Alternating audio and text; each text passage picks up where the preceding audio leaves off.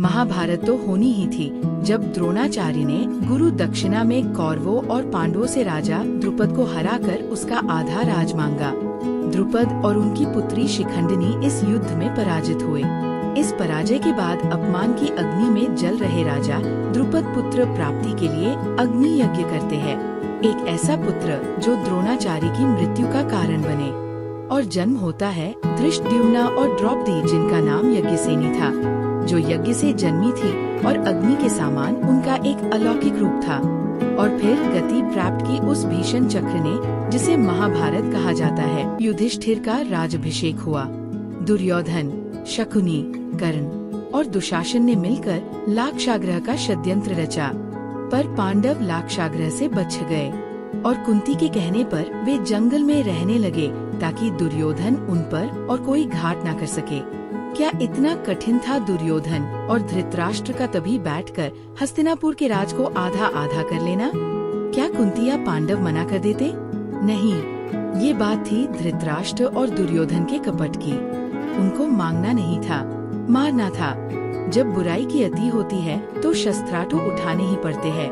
और शुरू होती है महाभारत, जब राजा द्रुपद ने द्रौपदी का स्वयंवर रचा और कई राज्यों से राजकुमार आए, जिनमें कौरव भी थे। द्रौपदी के सौंदर्य ने सबको मोहित कर लिया था, पर राजा द्रुपद ने कठिन शर्त रखी थी, मछली की आंख को निशाना बनाकर भेदना। कई राजकुमारों ने कोशिश की पर सफल नहीं हो पाए। और फिर आई कर्ण की बारी। भगवान श्री कृष्ण द्रौपदी से कहते हैं कि अगर वो नहीं चाहती है तो वो कर्ण से विवाह के लिए मना कर सकती है, और द्रौपदी वैसे ही करती है। कर्ण इसको अपना अपमान मान लेता है और द्रौपदी के लिए मन में द्वेष भर लेता है। जब सारे राजकुमार हार जाते हैं तब द्रुपद निराश हो जाता है। तब भगवान श्री कृष्ण के आह्वान पर अर्जुन धनुष पर डोरी चढ़ाता है और मछली की आंख भेद देता है, और कौरवों को पता चल जाता है कि पांडव जीवित है। जब कुंती ने पांडवों से कहा कि जो भी लाए हो आपस में बांटे लो, क्या कुंती नहीं जानती थी कि वो एक स्त्री के बारे में ये कह रही है? शायद हाँ, वो जानती थी कि द्रौपदी का रूप भाइयों में ईर्ष्या के बीज बो सकता है। इसीलिए उसने द्रौपदी को सारे भाइयों से विवाह के लिए कहा। चाहे नियति थी या निर्णय, द्रौपदी का इस अनादर ने आने वाले समय में कई दुशासनों को जन्म दिया। जब भीष्म और विदुर के कहने पर धृतराष्ट्र ने पांडवों और द्रौपदी को हस्तिनापुर बुलाया। धृतराष्ट्र ने पांडवों को अलग राज बनाने के लिए खांडप्रस्थ दिया, जो कि एक बंजर भूमि थी।